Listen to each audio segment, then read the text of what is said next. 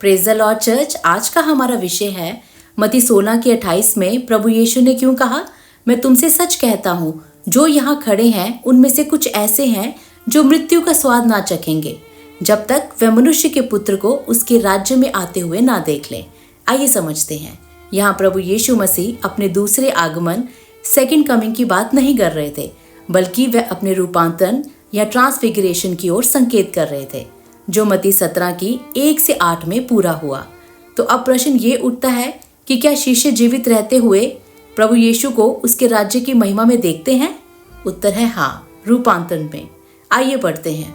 मत्ती 17 की 1 और 8 में लिखा है, 6 दिन के बाद प्रभु यीशु ने पतरस और याकूब और उसके भाई यूहन्ना को साथ लिया और उन्हें एकांत में किसी ऊंचे पहाड़ पर ले गए और उनके सामने उसका रूपांतरण हुआ और उसका मुंह सूर्य की नाई चमका और उसका वस्त्र ज्योति की नाई उजला हो गया। और देखो, मूसा और एलिया उसके साथ बातें करते हुए उन्हें दिखाई दिए। इस पर पतरस ने प्रभु यीशु से कहा, हे प्रभु, हमारा यहाँ रहने का अच्छा है। इच्छा हो तो यहाँ 3 मंडप बनाए, एक तेरे लिए, एक मूसा के लिए और एक एलिया के लिए। वह बोल ही रहा था कि देखो, एक उजले बादल ने उन्हें छा लिया और देखो, उस बादल में से ये शब्द निकला कि ये मेरा प्रिय पुत्र है जिससे मैं प्रसन्न हूँ, इसकी सुनो। चेले ये सुनकर मुंह के बल गिर गए और अत्यंत डर गए। प्रभु यीशु ने पास आकर उन्हें छुआ और कहा, उठो, डरो मत। तब उन्होंने अपनी आंखें उठाकर प्रभु यीशु को छोड़ और किसी को न देखा। तो अब प्रश्न ये उठता है कि मूसा और एलिया ही क्यों कोई और नहीं, जैसे अब्राहम या दाऊद? इसका उत्तर पूरी बाइबल देती है, क्योंकि मूसा व्यवस्था का प्रतिनिधि था और एलिया भविष्यवक्ताओं का प्रतिनिधि था। यानी व्यवस्था और भविष्यवाणी दोनों एक साथ प्रभु यीशु में पूरी हुई, जिसका रेफरेंस हमें प्रभु यीशु मसीह मत्ती 5 की 17 में स्वयं देते हैं। कहते हैं, ये ना समझो कि मैं व्यवस्था या भविष्यवक्ताओं को लोप करने आया हूँ। लोप करने नहीं, परंतु पूरा करने आया हूँ। इसीलिए प्रियो, मूसा और एलिया का वहां होना ये दिखाता है कि सारी व्यवस्था और सारी भविष्यवाणी प्रभु यीशु की ओर ही संकेत करती थी। आइए अब देखते हैं फिर स्वर्ग से आवाज क्यों आई जब पतरस ने कहा, हे प्रभु, अच्छा है कि हम यहाँ हैं। एक तंबू आपके लिए, एक मूसा के लिए और एक एलिया के लिए बनाए।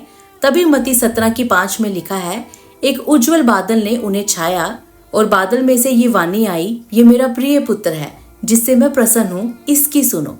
प्रियो, ध्यान दीजिए, परमेश्वर ने ये नहीं कहा मूसा की सुनो या एलिया की सुनो, बल्कि कहा इसकी सुनो, यानी प्रभु यीशु मसीह की।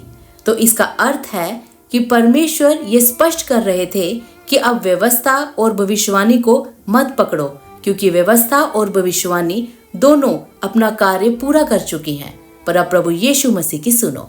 जैसा रोमियो 10 की 4 में लिखा है, मसीह ही व्यवस्था का अंत है ताकि हर एक विश्वास करने वाले के लिए धार्मिकता हो। और इब्रानियों की पुस्तक 1 की 1 और 2 कहती है, परमेश्वर ने पहले भविष्यवक्ताओं के द्वारा बहुत प्रकार से बातें की, पर इन अंतिम दिनों में उसने हमसे एक पुत्र के द्वारा बात की, यानी प्रभु यीशु मसीह के द्वारा। इसीलिए मत्ती 17 की 8 में लिखा है, जब उन्होंने आंखें उठाई तो प्रभु यीशु को छोड़ और किसी को न देखा। अंत में पतरस 2 पतरस 1 की 16 से 18 में इस अनुभव को प्रमाणित करता है, क्योंकि जब हमने तुम्हें हमारे प्रभु यीशु मसीह की सामर्थ और आगमन का ज्ञान दिया तो वह चतुराई से घड़ी हुई काल्पनिक कथाएं नहीं थी, परंतु हमने स्वयं उसकी महिमा देखी है और हमने स्वर्ग से ये वाणी सुनी, ये मेरा प्रिय पुत्र है जिससे मैं प्रसन्न हूँ।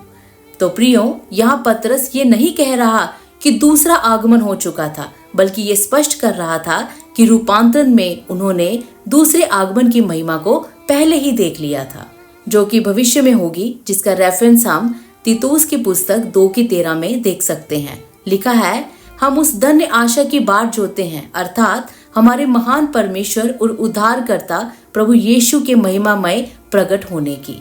और मत्ती 24 की 30 कहती है, तब मनुष्य के पुत्र का चिन्ह आकाश में दिखाई देगा और पृथ्वी के सब गोत्र विलाप करेंगे और वे मनुष्य के पुत्र को बड़ी सामर्थ और महिमा के साथ आकाश के बादलों पर आते देखेंगे। आमीन। बहुत से लोग मुझसे पूछते हैं कि आप कौन सी बाइबल स्टडीज और कमेंट्रीज पढ़ती हैं, मैंने कुछ अच्छी बाइबल स्टडीज और कमेंट्रीज के लिंक डिस्क्रिप्शन बॉक्स में डाल दिए हैं, आप जाकर वहां देख सकते हैं। जय मसीह की।